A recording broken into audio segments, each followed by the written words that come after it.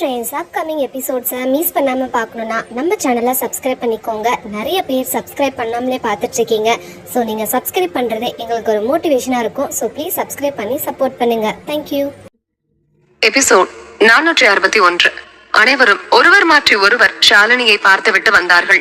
நிஷா மிகுந்த மகிழ்ச்சியோடு தன் மகளை அணைத்துக் கொண்டாள். ஆதி அவள் தலையை ஆதரவாக வருடினான். பாவடை சட்டையோடு நடக்க தெரியாமல் நடந்து அவள் விழுந்த காட்சியெல்லாம் இப்போது வந்து போனது இருவருக்கும். இப்போது அவளுக்கே குழந்தை பிறக்க போகிறது. அதை நினைக்கும் போதே ஆனந்த கண்ணீர் வடிந்தது நிஷாவிற்கு. சிறிது நேரத்தில் சர்வா உள்ளே வர அவர்கள் இருவரும் பேசட்டும் என்று நினைத்து ஆதியும் நிஷாவும் வெளியே வந்து விட்டனர். செல்வா போலீஸ் யூனிஃபார்மோடு அமர்ந்திருந்தான். அவன் பக்கத்தில் அமர்ந்து கடலை மிட்டாய் சாப்பிட்டு கொண்டிருந்த வேதா, நீங்க நிஜமா போலீஸா? நான் கூட டூப்ளிகேட்னு நினைச்சேன் என்றாள் கேஷுவலாக. அவளை திரும்பி பார்த்தான் செல்வா. அவள் இன்னசென்ட் முகத்தோடு அமர்ந்திருந்தாள். ஒரு கேள்வியிலேயே அவன் வேலையையும் கௌரவத்தையும் கேள்விக்குறியாக்கி விட்டாள். அவள் எது கூறினாலும் அதை மறுத்து கூறி சண்டை வாங்கும் அஞ்சலி இந்த விஷயத்தில் மட்டும் விட்டுவிட்டாள்.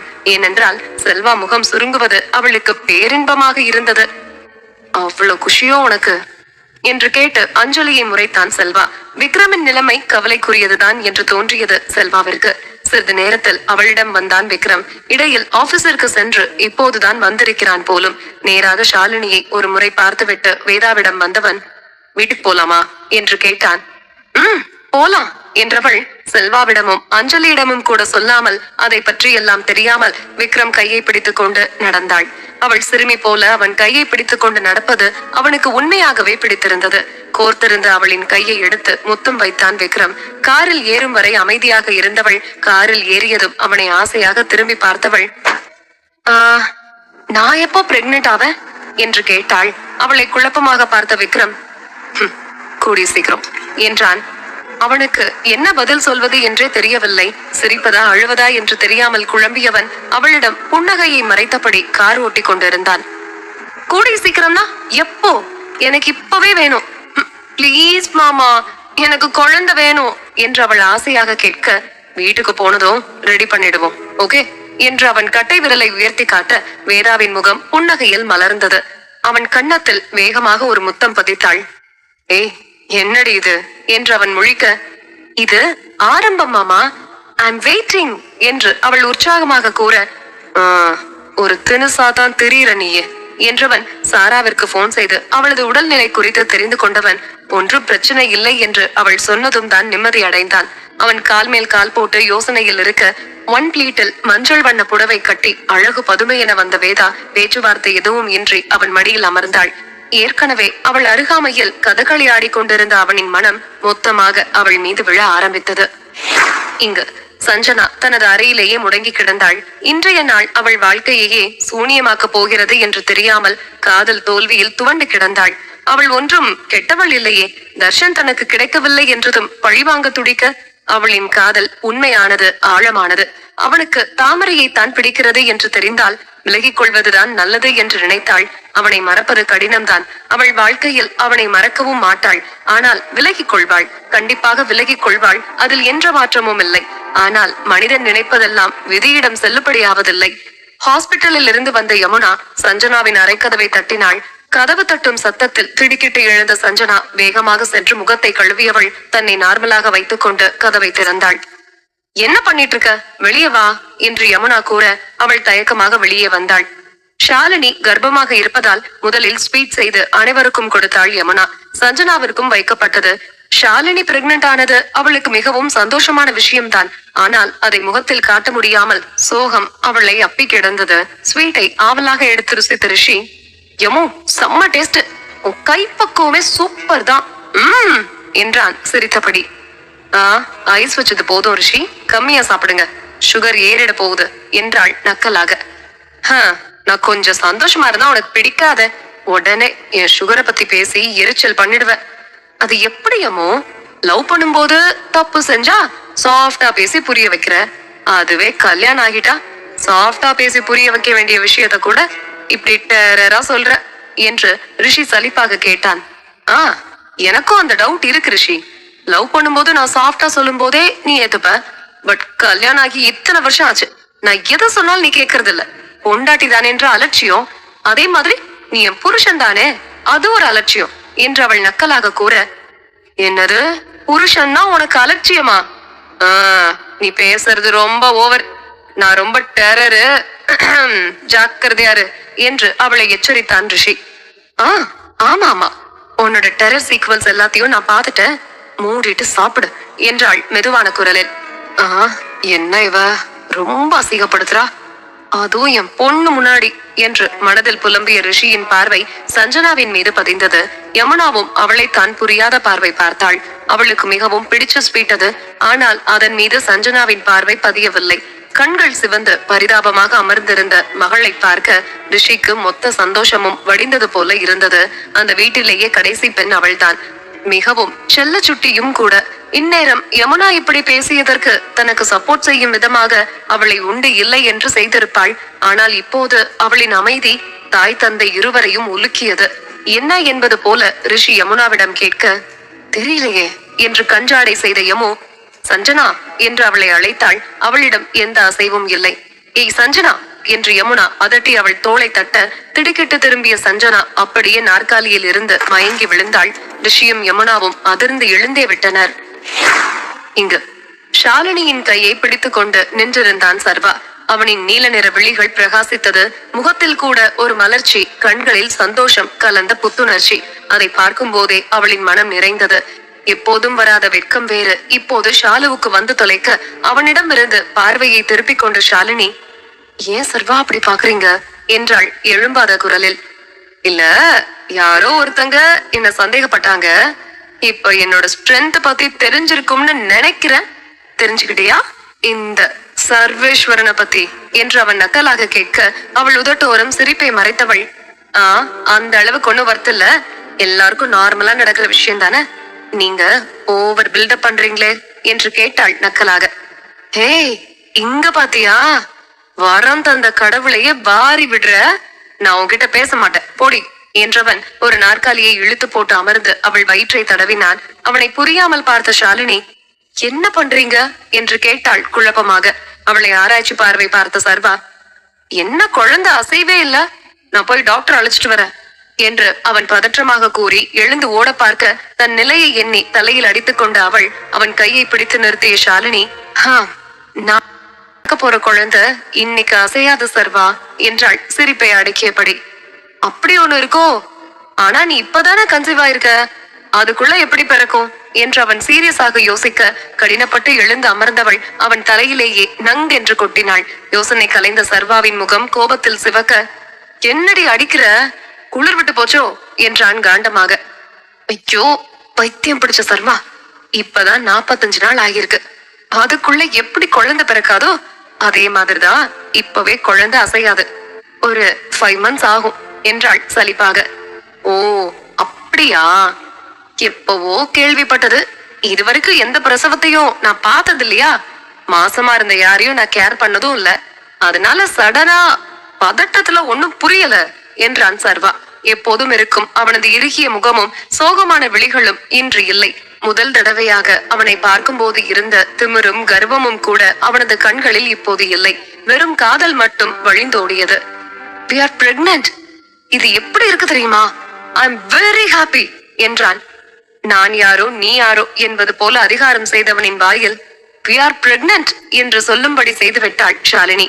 மகிழ்ச்சியில் கண்ணக்குழி தெரிய அவள் சிரிக்க அவளை முறைத்த சர்வா, இதையே சாக்கா வச்சுக்கிட்டு உங்க வீட்டுக்கு போயிடலாம்னு மட்டும் பகல் கனவு காணாத, நம்ம வீட்டுக்கு தான் போறோம் சரியா என்றான் கடுப்பாக. ஐயோ இவனை வச்சுக்கிட்டு நான் என்ன பண்றது என்று குழம்பிய ஷாலினி, இல்ல எனக்கு கொஞ்சம் மயக்கம், வாமிட்டிங் சென்சேஷன் எல்லாம் இருக்கு, உங்களால என்ன கேர் பண்ணி பாத்துக்க முடியாது சர்வா என்றாள் தயக்கமாக. ஏய் அதெல்லாம் நான் பாத்துப்பேன், என்னால முடியாதது ஏதாவது இருக்கா என்ன என்று அவன் கண்ணடித்து நக்கலாக கேட்க, ஷோ இவனுக்கு வர வேலையே இல்ல, எந்த நேரமும் அதே நினைப்பு என்று மைண்ட் வாய்ஸில் பேசிக்கொண்ட ஷாலினி, உங்களுக்கு எதுவுமே தெரியாது சர்வா, பிளீஸ் கொஞ்ச நாள் எங்க வீட்டுல போய் தங்கலாமே என்றாள் புருவம் சுருக்கி கெஞ்சலாக.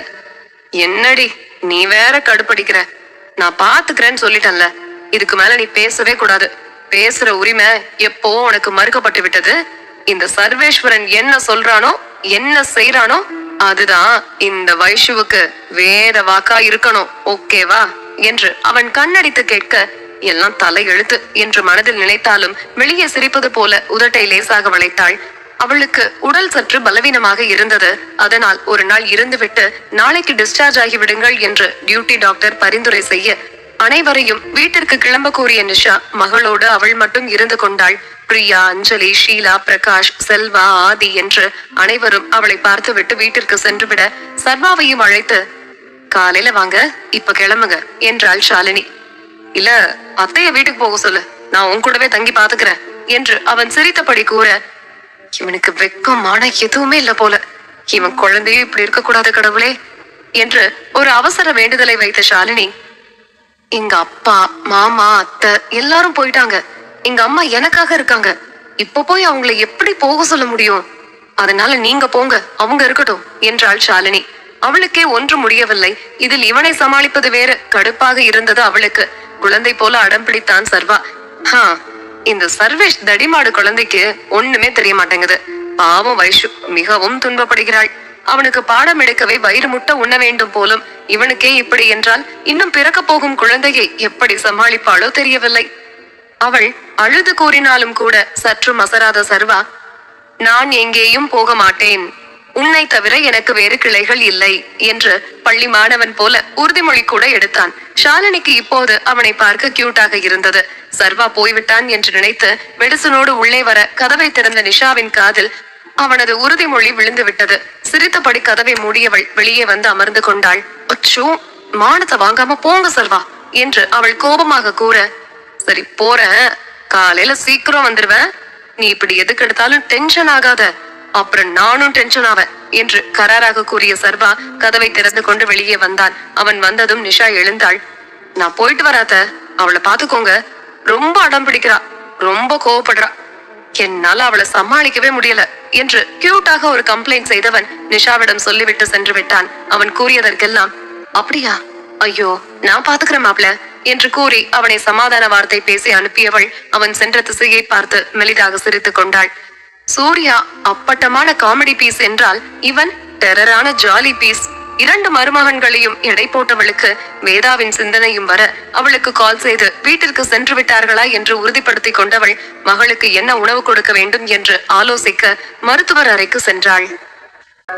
எபிசோட் 462. இங்கு குழந்தை வேண்டும் என்று கேட்டதோடு இல்லாமல் அதற்கு அடி போடவும் ஆரம்பித்தாள் வேதா. அவளின் ஒவ்வொரு முகபாவனையும் அவனுக்கு சிரிப்பாக இருந்தது. முதலிரவுக்கு கூட அவள் இத்தனை ஒப்பனை செய்திருக்கவில்லை. பயத்தில் விளவிளத்த கோழி குஞ்சு போல வந்தவள் இன்று தைரியமாக அவனை நோக்கி நடந்து வந்தாள். மஞ்சள் வண்ண புடவையில் மிகவும் அழகாக இருந்தாள். அவளின் நீண்ட கூந்தலை தளர்வாக பின்னி அவனுக்கு பிடித்த குண்டு மல்லிகையை வைத்திருந்தாள். குட்டி கம்மல் காதோரம் நர்த்தனம் ஆடியது. அதோடு அவள் மூக்கில் இருந்த வெள்ளைக்கல் பதித்த மூக்குத்தி அவனை கவர்ந்து இழுத்தது. தாய்மையின் பூரிப்பில் பழிச்சென்று வரும் அவளை பார்க்க இரு கண்கள் போதவில்லை அவனுக்கு. அங்கிருந்து வரும்போது வெட்கத்தோடு வந்தவள் அவன் அருகே நெருங்கி வந்ததும் எனக்கு வெட்கம் என்றால் மீனிங் தெரியாது என்பது போல அவன் மடியில் அமர்ந்து அவன் தோளில் கையை கோர்த்து கொண்டு அவன் கண்களை நேராக பார்த்தாள் வேதா. அவனால் உணர்வுகளை கட்டுப்படுத்த முடியவில்லை. எழுந்து போயிடலாமா என்று கூட யோசித்தான். ஏனென்றால் உணர்வுகளையும் மீறி அவள் மீது உள்ள அக்கறை அதிகம். சாரா அது ஒன்றும் பிரச்சனை இல்லை என்று உறுதியளித்திருந்தாலும் கூட ஒரு கணவனாக ஓகே, ஒரு காதலனாக சிறிது பயம் பிடித்தது என்பது உண்மைதான். ஆனால் அந்த உண்மையை தகர்த்தெறிந்த வேதா அவனை பார்த்து வெட்கத்தோடு சிரித்து அவன் தோளில் சாய்ந்தாள். அவள் இடையில் தன்னிச்சையாக அவனின் கை ஊர்வலம் போனது. கூச்சமாக இருந்தாலும் எழுந்து கொள்ளாமல் அவனோடு ஒன்றினாள் வேதா. அவள் முகத்தை நிமிர்த்தி அவள் கண்களை ஆழ பார்த்தவன் அவள் கழுத்து வளைவில் முகம் புதைத்தான். அவளால் அவன் ஸ்பரிசத்தின் உணர்வுகளை தாங்க முடியவில்லை. விபரீதமாக முடிவெடுத்து விட்டோமோ என்று நினைத்தவள் திருவென்று முழிக்க அவளை நிமிர்ந்து பார்த்து சத்தமாக சிரித்தான் விக்ரம். வெகுநாள் கழித்து மின்னல் வெட்டுவது போல அவன் கண்ணக்குழி தெரிவது போல சிரிக்க வேதாதான் குழம்பி போனாள். என்ன மாமா என்று அவள் ஆரம்பிக்க சட்டென்று அவள் இதழில் தாவிய விக்ரம் முத்தமிட்டபடியே அவளை தூக்கி கொண்டு படுக்கைக்கு சென்றான். அவளை மெதுவாக மஞ்சத்தில் கிடத்தி அவள் இடையில் கை வைத்து வயிற்றுக்கு கையை நகர்த்தியவன் அவளை மேற்கொண்டு பார்த்து, என்ன உனக்கு ஞாபகம் இருக்கா என்று கேட்டான். ஞாபகம் இல்ல, ஆனா உங்க மேல நம்பிக்கை இருக்கு என்று தெளிவாக உரைத்தாள் அவள். அவள் பதிலில் உண்மையாகவே மகிழ்ந்தான் விக்ரம். இப்ப இந்த முடிவு தவறா போயிட்டா ஞாபகம் வந்ததும் வருந்த மாட்டியே என்று கேட்டான் நிதானமாக. நான் எதுக்கு வருத்தப்படணும்? நீங்க என் புருஷன், எல்லாரும் அப்படித்தானே சொல்றாங்க. கல்யாண ஆல்பம் கூட எங்க அம்மா காட்டினாங்க. அப்புறம் எப்படி அது பொய்யாகும் என்றாள். ஓ, ஒருவேளை நான் பொய்யா இருந்தா என்ன பண்ணுவ என்று கேட்டான். நீங்க பொய்யா இருக்கலாம், இல்லாமலும் போகலாம். ஆனா என்னோட காதல் பொய் இல்ல, என் உள்ளுணர்வுகள் பொய் இல்ல. உங்க கண்ணை பார்க்கும்போது என் மனசுக்குள்ள கூஸ் பம்ப் ஆகுது. நீங்க தொடும்போது என்று கூறி ஒரு நிமிடம் தயங்கியவள், எனக்கு அது பிடிச்சிருக்கு, அது புதுசு மாதிரி தெரியல என்று வெட்கத்தோடு கூறி அவன் சட்டையை பிடித்து இழுத்து அவன் நெஞ்சில் முகம் புதைத்துக் கொண்டாள் வேதா. தெளிவாக இருக்கும் போது கூட அவள் இப்படி பேசியதில்லை. அப்படி பேசினாலும் கூட நக்கலாக பேசி அவளை மட்டம் தட்டுவதிலேயே இருந்தான் விக்ரம். இப்போது அவனும் அப்படி பேசுவதில்லை. வேதாவும் தன் உணர்வுகளை காட்டாமல் இருப்பதில்லை. இப்போது காதலையும் தாண்டி புரிதல் வந்துவிட்டது என்பதை நன்றாக உணர்ந்தான் விக்ரம். ஆனால் அது நிலைக்குமா, நிரந்தரமா என்று கேட்டால் அதற்கு காலமும் சூழ்நிலையும் தான் பதில் கூற வேண்டும். இப்போது இருக்கும் வேதா மட்டுமில்லை, முன்பிருந்த வேதா கூட அவனை கண்மூடித்தனமாக நம்புபவள் தான். ஆனால் விக்ரம் அவளிடம் ஏதோ ஒரு வகையில் ஒதுக்கம் காட்டியதென்னவோ உண்மைதான்.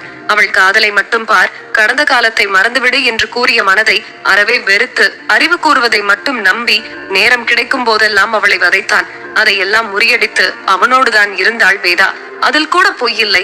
ஆனால் இப்போது தாய் தந்தையை கூட விட்டுவிட்டு தன்னை மட்டுமே நம்பி எந்த ஒரு எதிர்பார்ப்பும் இல்லாமல் இருக்கும் அவளின் மீது முன்பிருந்த கோபமும் கருத்து வேறுபாடும் இப்போதில்லை. காற்றில் அடித்து செல்லப்பட்ட காகிதம் போல் கோபம் இல்லாமல் இருந்த இடம் தெரியாமல் போய்விட்டது. அவளின் மீது விக்ரமிற்கு நம்பிக்கை எப்படி வந்தது என்று தெரியாது.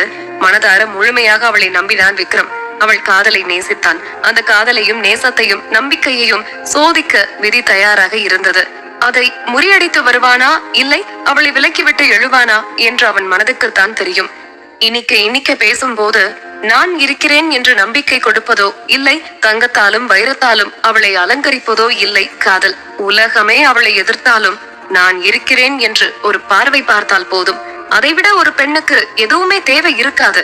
அந்த தேவையை அவன் பூர்த்தி செய்ய வேண்டும். அனைத்து உறவுகளும் அவனை தலைமீது தூக்கி வைத்து கொண்டாடி கொண்டிருக்க தான் கணவனாகவும் சிறந்தவன் தான் என்று நிரூபித்தால்தான் அவன் ஒரு ஆண் மகனாக பூர்த்தி அடைந்ததன் அர்த்தம். அவள் படபடக்கும் விழிகளோடு அவனை பார்த்தாள். ஏற்கனவே கூர்மையாக இருக்கும் விழிகளில் கொஞ்சம் மை தீட்டி இருந்தாள். அவள் விழிகளில் முத்தமிட்டான் விக்ரம். மெதுவாக கண்களை மூடினாள் வேதா. அவனை அறியாமல் உணர்வுகள் தூண்டப்பட்டு அவளோடு ஒன்றினான் விக்ரம். அவள் வயிற்றில் அதிக அழுத்தம் கொடுக்காமல் லேசாக அணைத்து கொண்டவன் அவள் முகமெங்கும் முத்தமிட்டு ஆடைகளை விலக்க முற்பட அவன் கை அப்படியே நின்றது. வெளியே ஒரே அலறல் சத்தம்.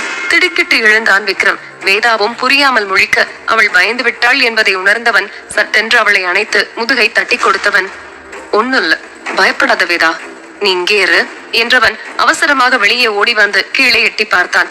வேதாவும் திடுக்கென எழுந்து ஆடைகளை சரி செய்தவள் கதவை திறந்து கொண்டு வெளியே வந்தாள். கீழே ரிஷி, யமுனா, சஞ்சனா தான் இருந்தார்கள். அவன் குழப்பம் தெளியாமல் படிகளில் கீழே இறங்கி வர மயங்கி கிடந்த சஞ்சனா எழுந்ததும் பலாரென ரிஷி அவளை அறைந்தான். அவன் அறைந்த வேகத்தில் ஓடி வந்த விக்ரமின் காலடியில் பொத்தென்று விழுந்தாள் சஞ்சனா. ரிஷி கண்முன் தெரியாத கோபத்தோடு சஞ்சனாவை அடித்துக் கொண்டிருந்தான். இரண்டே அறையில் சுருண்டு யமுனா தோளில் சாய்ந்து விட்டாள் சஞ்சனா. அவளை தன் பக்கம் இழுத்து கொண்ட விக்ரம் ரிஷியை அடிக்க விடாமல் தடுத்தான். அவன் உச்சக்கட்ட கோபத்தில் பெருமூச்சை விட்டவன் சஞ்சனாவை முறைத்துவிட்டு அங்கிருந்த நாற்காலியில் அமர்ந்தான். அவன் முகத்தில் கோபத்தின் சாயல் மாறவே இல்லை. என்னம்மா பிரச்சனை என்று கேட்டு யமுனாவிடம் திரும்பினான் விக்ரம். அவளுக்கு கூட முழுசாக ஒன்றும் தெரியவில்லை. அவன் இப்படி அடிக்கும் அளவு என்ன நடந்தது? அப்படி எதுவும் நடக்கவில்லையே என்று நினைத்தவள் சிறிது நிமிடங்களுக்கு முன்பு நடந்ததை சொல்ல ஆரம்பித்தாள். சஞ்சனா ஸ்வீட் சாப்பிடாமலும் யாரிடமும் பேசாமலும் அமர்ந்திருப்பதை வித்தியாசமாக பார்த்தனர் யமுனாவும் ரிஷியும். என்னாச்சு அவளுக்கு என்று ரிஷி கண்களாலேயே கேட்க, தெரியல ரிஷி, கொஞ்ச நாளா இப்படித்தான் இருக்கா என்று மெதுவாக கூறிய யமுனா எழுந்து சென்று சஞ்சனாவின் தோளை தொட அவள் சட்டென்று மயங்கி கீழே விழுந்தாள். பதறிய இருவரும் உடனே எழுந்து அவளை தூக்கி நாற்காலியில் அமர வைத்தனர். யமுனா அவள் முகத்தில் தெளிக்க தண்ணீர் எடுக்க ரிஷி பழக்க தோஷத்தில் எப்போதும் செய்வது போல அவள் நாடியை பிடித்து பல்ஸ் பார்க்க ஆரம்பித்தான். அதற்குள் யமுனா நீரை தெளித்ததால் சஞ்சனாவும் கண் விழித்து இருவரையும் கலக்கத்தோடு பார்க்க விட்டான் ஒரு அறை ரிஷி. யமுனாவிற்கு தெரிந்தவரை இதுதான் நடந்தது. அவற்றை அனைத்தையும் கூறினாள் யமுனா. ஆனால் இன்னும் உடல் நடுக்கம் நிற்கவில்லை. புதிதாக கோபப்படுகிறான் அல்லவா, அதனால் கூட பயம் வந்திருக்கலாம். யமுனா சொல்லிவிட்டு அழுதபடி நின்றிருக்க சஞ்சனாவும் உடல் நடுங்கத்தான் நின்றிருந்தாள். வேதாவும் அப்போதுதான் வந்தாள். இங்கு நடந்தது யமுனா சொன்னதையும் கேட்டு விக்ரமை பார்த்தாள். சஞ்சனாவை வேதாவின் புறம் விட்டவன், என்ன ஆச்சு சித்தப்பா என்று கேட்டபடி அவன் அருகில் சென்றான். அவனை நிமிர்ந்து பார்த்தான் ரிஷி. அவனுக்கு அண்ணன் மகன் தன் மகன் என்ற பாகுபாடு இல்லை. அவனுக்கு மட்டுமில்லை, யாருக்குமே அந்த வீட்டில் இருந்ததில்லை. ஒரே தட்டில் சாப்பாடு போட்டு நிலா சோறு வாங்கி சாப்பிடும் ஒற்றுமையான குடும்பம் தான். அதனால் அவன் வந்து கேட்கும் போது ரிஷியால் அமைதியாக இருக்க முடியவில்லை. செல்ல பொண்ணுன்னு பாசங்காட்டி வளர்த்தோம் பாரு, அது நம்மளோட தப்புதான் விக்ரம். இந்த வீட்டுல எல்லாரும் ஒழுங்கா இருக்கும் போது இவ மட்டும் இப்படி மோசம் பண்ணுமான்னு நான் நினைக்கல என்றவன் மீண்டும் சஞ்சனாவை அடிக்க போக சட்டென்று அவனை தடுத்து நாற்காலியில் அமர வைத்த விக்ரம், புரியல சித்தப்பு என்றான் புருவம் இடுங்க யோசனையாக. ஒரு வாரமா உன் உடம்பு சரியில்லைன்னு யமுனா எங்க கிட்ட சொல்லிட்டு தான் இருந்தா. காலேஜ் தான் போறா, ஏதாவது பிரச்சனைனா வந்து சொல்லுவான்னு நான் நினைச்சிட்டு இருந்தேன். ஆனா அவ கன்சீவா இருக்கா விக்ரம். எனக்கு தலைய பிச்சுக்கலாம் போல இருக்கு. பேசாம அவளை கொன்னுடு விக்ரம் என்று அவன் கோபத்தில் பல்லை கடிக்க யமுனாவும் வேதாவும் அதிர்ச்சியாகி அவளை பார்த்தார்கள். இன்றைக்கு தான் ஆல்பம் ரிலீஸ் என்பதால் தர்ஷனும் அங்கு வந்திருந்தான். ரிஷி கூறியது மட்டும் அவன் காதில் விழுந்தது. அப்படியே நின்றவன் சஞ்சனாவை ஒரு பார்வை பார்த்தான். ரிஷி சொல்வதை கேட்டு நம்ப முடியாமல் புருவம் சுருக்கிய விக்ரம் நிதானமாக அவளை திரும்பி பார்க்க அவளே அதிர்ச்சியில் தான் இருந்தாள். விக்ரம் பார்வையில் அதிர்ச்சியில் இருந்து விலகியவள், இல்லண்ணா, நான் அப்படி கிடையாது. அப்பா கிட்ட சொல்லுங்கண்ணா, என்னை பத்தி உங்களுக்கு தெரியாதா? நான் எந்த தப்பும் பண்ணல என்று கண்ணீரோடு வாதிட்டாள் சஞ்சனா. அவசரப்படாத இரு என்று கை காட்டிய விக்ரம், அப்படியெல்லாம் இருக்காதுப்பா என்றான் ரிஷியிடம் திரும்பி. ஆனால் யமுனா அவன் சொல்வதை நம்பினாள். ஒரு வாரமாக அவள் மயக்கமும் வாந்தியுமாக இருப்பதை பார்த்தாளே. பிரெக்னன்சி சிம்டம்ஸ் இருந்தது. அதனால் இப்போது இல்லை என்று சொல்ல அவளால் முடியவில்லை. வேகமாக சென்று சஞ்சனாவை கையை பிடித்து பார்த்தாள். 2 நாடி துடித்தது. உண்மை அறிவுக்கு உரைத்தது. ஆனால் வெளியே சொல்ல அவமானமாக இருந்தது. அழுதபடியே ரிஷி பக்கத்தில் வந்து நின்று கொண்டாள் யமுனா. 2 தலை சிறந்த மருத்துவமனையின் சீஃப் டாக்டர் ரிஷி. அவன் சொல்வது எப்படி பொய்யாகும்? அவனோடு இத்தனை வருடம் வாழ்ந்திருந்தாலும் யமுனாவிற்கு கூட அவன் அளவு அனுபவம் இல்லை. அவர்கள் செய்யும் வேலை வேறு, குடும்பம் வேறு. இங்கு வேண்டுமானால் யமுனா கெத்தாக இருக்கலாம், அங்கு அவன்தான் தலைமையே. அவன் சிறந்த டாக்டர் என்பதில் எந்த ஐயமும் இல்லை. அதனால் தன் பெண் விஷயத்தில் இப்படி பேசுவான் என்று யாராலும் மறுத்து பேச முடியவில்லை. நீ இல்லன்னு சொல்ற, அப்பா எப்படி மாத்தி சொல்லுவாரு? அவர் எத்தனை வருஷம் எக்ஸ்பீரியன்ஸ்னு உனக்கு தெரியாதா என்று கேட்டபடி விக்ரம் சஞ்சனாவை நெருங்கினான். சஞ்சனாவின் முகத்தில் பயம் அப்பட்டமாக தெரிந்தது. அவள் உடல் நடுங்குவதை உணர்ந்த வேதாவிற்கு கஷ்டமாகி போய்விட குறுக்கே வந்து நின்றவள், கொஞ்சம் பொறுமையா கேளுங்க மாமா என்றாள் மெதுவான குரலில். இந்த விஷயத்தை எப்படி பொறுமையா கேட்க முடியும்? அவ தப்பு பண்ணலன்னா நிரூபிச்சுதான் ஆகணும் என்று கோபமாக விக்ரம் கூற, எனக்கு என்னமோ வேதாவுக்கும் இதுல சம்பந்தம் இருக்குன்னு நினைக்கிறேன் என்று யமுனாவின் குரல் குழப்பமாக ஒலித்தது. அவளுக்கு என்ன சம்பந்தம் இருக்க போகுது? நீ வாய மூடி யமுனா என்று ரிஷி அவளை அதட்ட, நான் சொல்றத முதல்ல கேட்டுட்டு பேசு ரிஷி என்று கூறி அவனை அடக்கியவள், விக்ரம், அன்னைக்கு இவ்வளவு வேதாவும் தான் எங்கேயோ போயிட்டு வந்தாங்க. சஞ்சனா காலேஜ்ல மயங்கி விழுந்ததா எனக்கு தகவல் வந்துச்சு. நான் காலேஜ் போய் பார்க்கலான்னு கிளம்பும் போது வேதாவும் சஞ்சனாவும் வீட்டுக்கு வந்தாங்க. நான் என்ன ஆச்சுன்னு கேட்டேன். வேதா எந்த பதிலும் சொல்லல. நான் சஞ்சனா கிட்ட கேட்டதுக்கு, நான் காலேஜ்ல இருந்து நடந்து வந்துட்டு இருந்தேன், அண்ணி பிக்கப் பண்ணி அழைச்சிட்டு வந்தாங்கன்னு சொன்னா. மயங்கி விழுந்த உண்மைய சஞ்சனா என்கிட்ட மறைச்சிட்டா. சரி, வேதா கூட தானே வந்திருக்கான்னு நானும் சாதாரணமா விட்டுட்டேன். அதுக்கப்புறம் அவளோட புக்ஸ நான் பேக்ல எடுத்து வைக்கும் போது கிளினிக் போனதுக்கான ரிசீட், அங்க பில் கட்டினதுக்கான ரிசீட் எல்லாம் இருந்துச்சு. அங்க என்ன மெடிசின்ஸ் வாங்கினாங்க அது பத்தி எதுவும் அதுல இல்ல. கிளினிக் போனது பத்தி நம்ம கிட்ட எதுக்கு சொல்லல? சஞ்சனா சொல்லல. ஆனா உன் பொண்டாட்டி சொல்லி இருக்கணும்ல விக்ரம், எதுக்கு சொல்லல? அப்போ அவளுக்கு ஏதோ தெரிஞ்சிருக்குன்னு தானே அர்த்தம் என்று கேட்டாள் யமுனா. அன்னைக்கு என்ன நடந்துச்சு? இந்த கர்ப்பத்துக்கு யார் காரணம்? வேதாவுக்கும் இதுக்கும் என்ன சம்பந்தம்? இதெல்லாம் நாங்க கேட்க முடியாது விக்ரம். சஞ்சனா வாழ்க்கையில உனக்கும் பொறுப்பு இருக்கு. நீ ஏன் உன் பொண்டாட்டி கிட்ட கேளு என்றாள் சற்று கோபமாகவே. அவன் கோபமாக வேதாவின் புறம் திரும்பினான். தர்ஷனுக்கும் சஞ்சனாவிற்கும் இதயம் வேகமாக துடிக்க ஆரம்பித்தது. தேவையில்லாமல் அக்கா மாட்ட போகிறாளே என்பது அவன் எண்ணம். தர்ஷன் பெயரை இழுக்காமல் கிளினிக் சென்றதை பற்றி சொல்ல முடியாதே. அவன் அடித்த விஷயத்தை எப்படி கூறுவது என்று குழப்பத்தில் நின்றாள் சஞ்சனா. இருவருக்கும் பயம் கண்ணை கட்டியது. எபிசோட் 463. விக்ரம் வேதாவிடம் சென்றான். அவளுக்கு எதுவுமே புரியாமல் அவனை பார்த்து மலங்க மலங்க முழித்தாள். எது கேட்டாலும் அவளுக்கு நினைவு வரப்போவதில்லை. எது சொன்னாலும் அவளுக்கு புரிய போவதும் இல்லை. இமயமலையே சரிந்து விழும் அளவு பிரச்சனை வந்தாலும் அவள் மீது கோபப்பட முடியவில்லை அவனால். ஆனால் அமைதியாக இருந்தாலும் சரியாக இருக்காது என்று நினைத்த விக்ரம், உனக்கு இது முன்னாடியே தெரியுமாடி என்று அவளை முறைத்துக் கொண்டு கேட்டான். எனக்கு எதுவுமே ஞாபகத்துல இல்ல மாமா என்று சொல்லும் போதே கன்னத்தை தாண்டி கண்ணீர் வழிந்தது வேதாவிற்கு. பரிதாபமாக அவள் அழுவதை பார்த்த விக்ரமினால் கோபமாக பேச முடியவில்லை. இப்ப எதுக்கடி அழுது மழுப்புற என்று அவன் ஆக்ரோஷமாக அதட்ட பயத்தில் 2 அடி பின்னாடி நகர்ந்தாள் வேதா. அவனுடைய அக்கா கண்ணீர் வடிப்பதை பார்க்க முடியாத தர்ஷன், அக்காவை எதுவும் பண்ணாதீங்க மாமா, நான் தான் எல்லாத்துக்கும் காரணம் என்றான் தர்ஷன். அனைவரின் பார்வையும் அவன் மேல் குழப்பமாக விழுந்தது. நான் சஞ்சனாவை அடிச்சேன், அவ மயங்கிட்டா. அதுக்காக என் ஃப்ரெண்டு சஞ்சனாவை கொண்டு போய் கிளினிக்ல சேர்த்துட்டு அக்காவுக்கு கால் பண்ணி சொன்னான். அக்கா சஞ்சனாவை அடிச்சதுக்கு என் கூட சண்டை போட்டு என்ன அடிச்சிட்டாங்க. என்ன காப்பாத்துறதுக்காகத்தான் உங்ககிட்ட அக்கா இந்த உண்மைய சொல்லல என்று தர்ஷன் கூறினான்.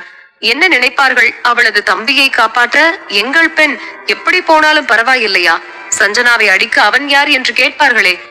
இவள் என்ன மருமகள், பிறந்த வீட்டிற்கு சாதகமாக இருந்து கொண்டு நாத்தனாரை, அதுவும் சிறு பெண்ணின் விஷயத்தை பெற்றோரிடம் கூட கூறாமல் மறைத்து விட்டாளே என்று மாமாவும் குடும்பமும் அக்காவை திட்டுவார்களே. என்ன செய்வது என்று குழம்பி தவித்த தர்ஷன், நான் தான் மாமா எல்லாத்துக்கும் காரணம் என்று கூறி தலை குனிந்து கொண்டான்.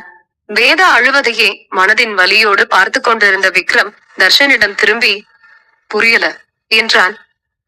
அக்காவுக்கும் இதுக்கும் எந்த சம்மந்தமும் இல்ல என்று கூறி அவன் சஞ்சனாவை பார்த்தான்.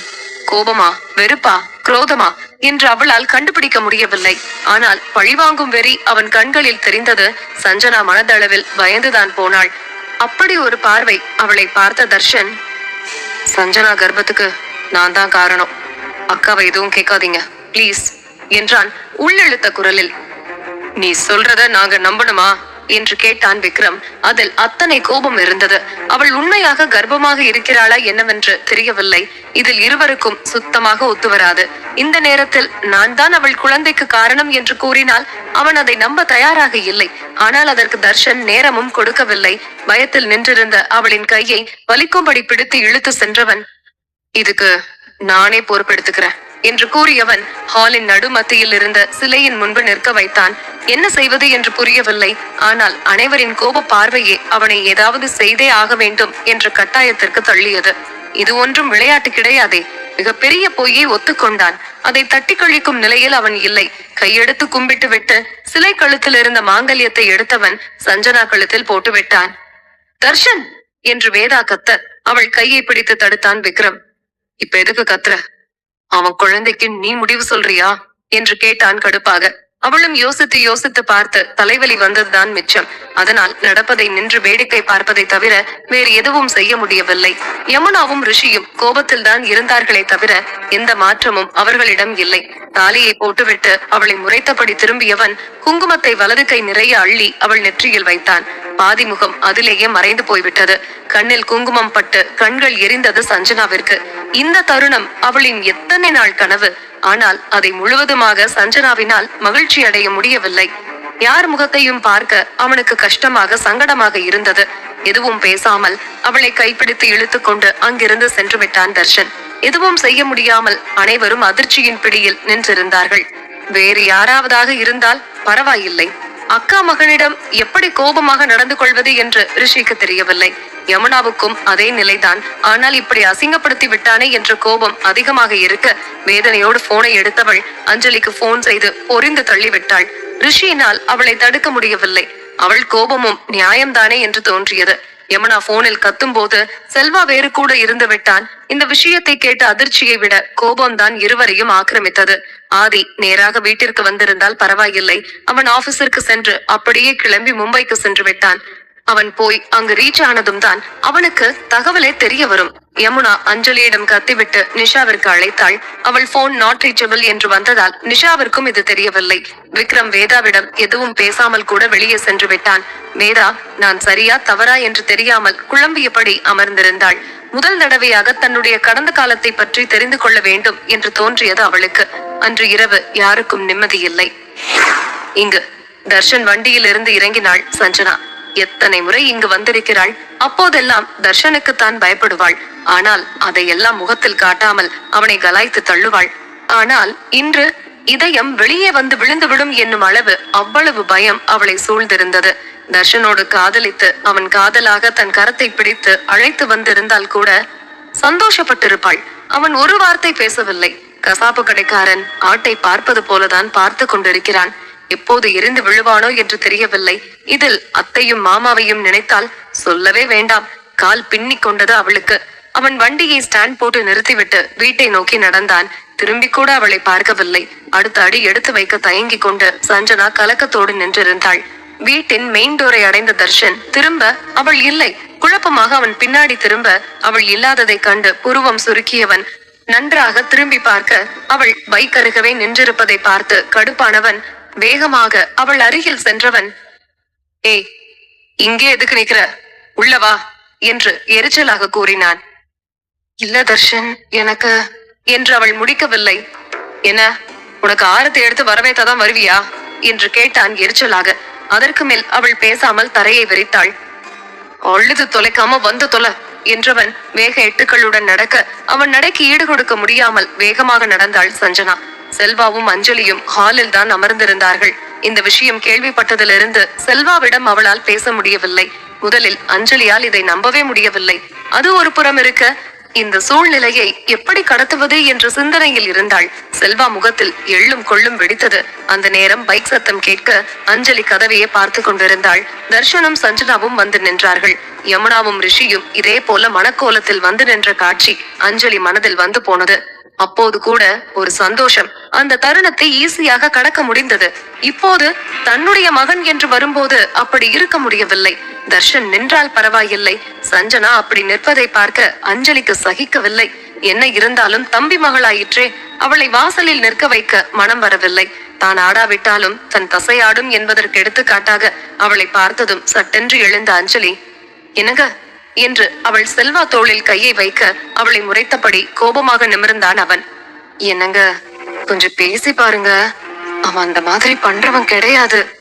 உங்க வளர்ப்பு மேல உங்களுக்கே நம்பிக்கை இல்லையா என்று கேட்டாள் உள்ளெழுத்த குரலில். என்ன பேச சொல்ற அஞ்சலி? அவன் இஷ்டத்துக்கு தானே பண்ணிட்டு வந்திருக்கான். இதுல நம்ம பேசவோ கேட்கவோ ஒண்ணுமே இல்ல. நான் காதலுக்கு எதிரி இல்ல, ஆனா இது காதலே இல்ல. இனிமே அவனை பத்தி என்கிட்ட பேசாத, அப்புறம் நான் மனுஷனா இருக்க மாட்டேன். அப்பா மகன் உறவு இன்னையோட முடிஞ்சு போச்சு என்று கோபமாக சொன்னவன் எழுந்து கொண்டு திரும்பி நடக்க தர்ஷனை ஒரே ஒரு பார்வைதான் பார்த்தான். அதுவே செருப்பால் அடித்தது போல ஆகிவிட்டது.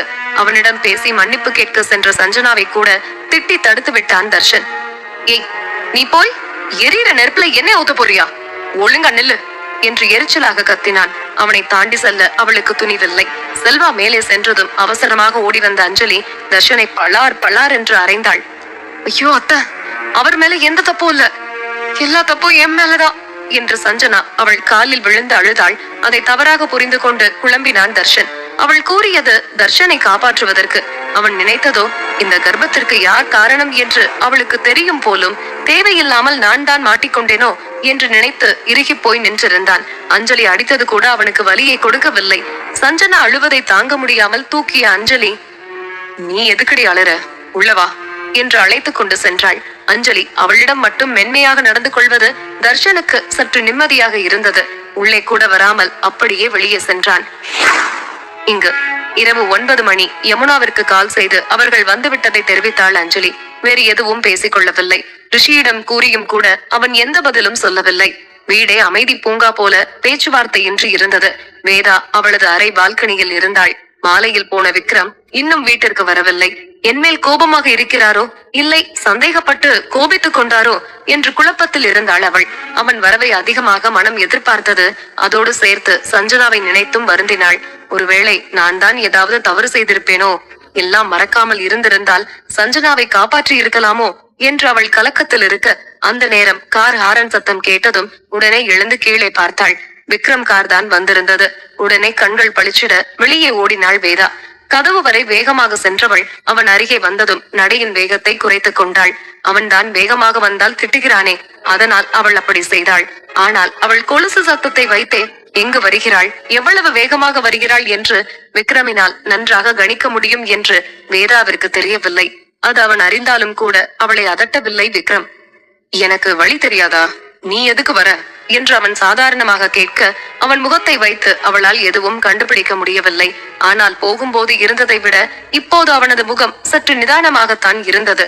இவள் இப்படி யோசித்துக் கொண்டு நிற்க, வா என்றவன் முன்னாடி நடந்தான். அவனோடு நடந்தாள் வேதா. நேராக அவனது அறைக்கு சென்றவன் மாற்று உடையை எடுத்துக்கொண்டு குளிக்க சென்றான். ஏதாவது கேட்கலாமா என்று நினைத்தவள் அவனை பார்த்தபடி முழிக்க அவளை சிறிதும் கண்டு கொள்ளாமல் சென்று விட்டான் விக்ரம். ஒருவேளை என்னை சந்தேகப்படுகிறாரோ, இல்லை நான் அப்படி செய்திருப்பேனோ, நான் முன்பு வில்லியாக இருந்திருப்பேனோ, யாராவது என்னை பத்தி சொல்லுங்களேண்டா என்று புலம்பியவள் அறையே அதிரும்படி கத்திக் கொண்டிருந்தாள் வேதா. சட்டென்று நிதானம் தோன்றியவளாக, நான் ஒரு உயிருக்கு கூட தீங்கு செஞ்சிருக்க மாட்டேன், அந்த அளவு நான் இன்னசென்டான கேர்லா தான் இருந்திருப்பேன் என்று அவள் புலம்பிக் கொண்டிருக்க குளித்துவிட்டு வந்தவன் அவள் தனியாக பேசிக் கொண்டிருப்பதை பார்த்து புருவம் சுருக்கினான். என்னடி முத்திடுச்சா என்று கேட்டான் நக்கலாக. என்ன மாமா என்று கேட்டபடி அவன் அருகில் வந்தாள் வேதா. தேவையானதெல்லாம் உனக்கு மறந்துரும் அப்படித்தானே என்று அவன் நக்கலாக கேட்க, ஏதோ இரண்டு அர்த்தத்தில் கேட்கிறான் போல என்று நினைத்த வேதா அவனிடம் எதுவும் பேசாமல் அமைதியாக நின்று விட்டாள். அவள் முகத்தை பார்த்தபடி போனை எடுத்தவன் ரிஷிக்கும் யமுனாவிற்கும் கண்டிப்பாக உணவு கொடுக்க சொல்லி பணியாளர்களிடம் கட்டளையாக கூறியவன் தனது அறைக்கும் ஒரு பிளேட் எடுத்துக்கொண்டு வர சொல்லிவிட்டு போனை வைத்தான். அவன் பேசும் வரை அமைதியாக இருந்த வேதா அவன் போனை வைத்ததும், எனக்கு வேண்டாம் மாமா என்றாள். ஏய், உனக்கு இல்ல எனக்கு என்று கூறி அவளை நோஸ்கட் செய்தான் விக்ரம்.